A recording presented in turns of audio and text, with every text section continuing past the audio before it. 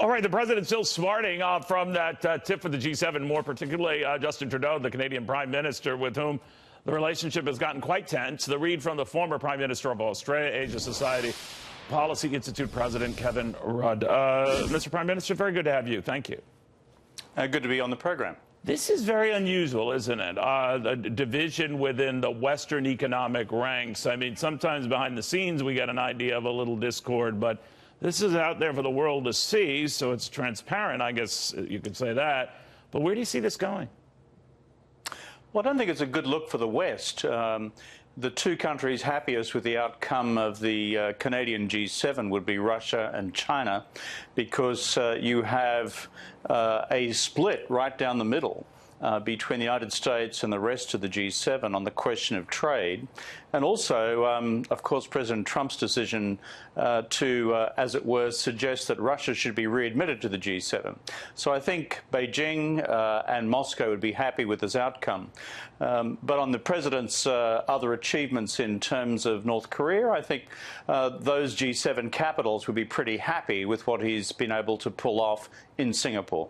Now, the Chinese are already saying, and I know they have a very close relationship, and you have a trading relationship, that is your country, with Australia, that the UN Security Council should look at lifting sanctions right now, or do it in phases. How do you feel about that?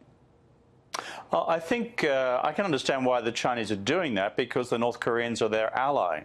They sense that there is now this opening diplomatically between the United States and North Korea. Therefore, the North Koreans have been good, and therefore let's allow them to get out of the sin bin for a little bit. I personally think this is far too early.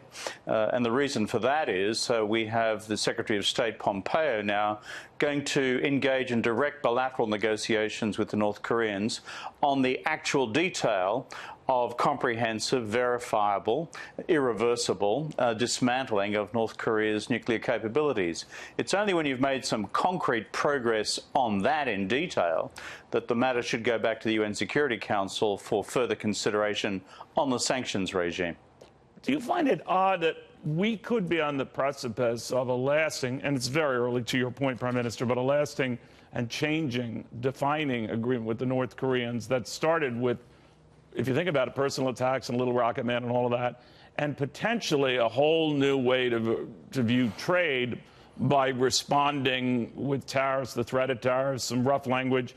What if both work? I mean, it defies the way we normally go through diplomacy and turns it upside down.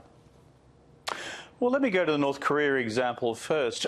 Ever since the President Trump, announced that this summit with the North Korean leader was going to happen, frankly, my position has been that's Trump. That's not out of the Georgetown University School of Diplomacy. That ain't Donald Trump. But the bottom line is it's had an effect. Right. It's shaken the game up. And as a result, we've had this summit, and as a result, we now have a process which will be taken over by Pompeo, the Secretary of State, and we don't know at this stage whether what will be shaken from the tree in terms of real outcomes on the nuclear disarmament question for North Korea. But previous diplomacy had not worked. That's the bottom line. So my view is we should give credit where it's due in terms of what President Trump's achieved so far, and see what his Secretary of State can now deliver. But it's still a long, long way off. It is. Prime Minister, good seeing you again, even remotely. Thank you very, very much.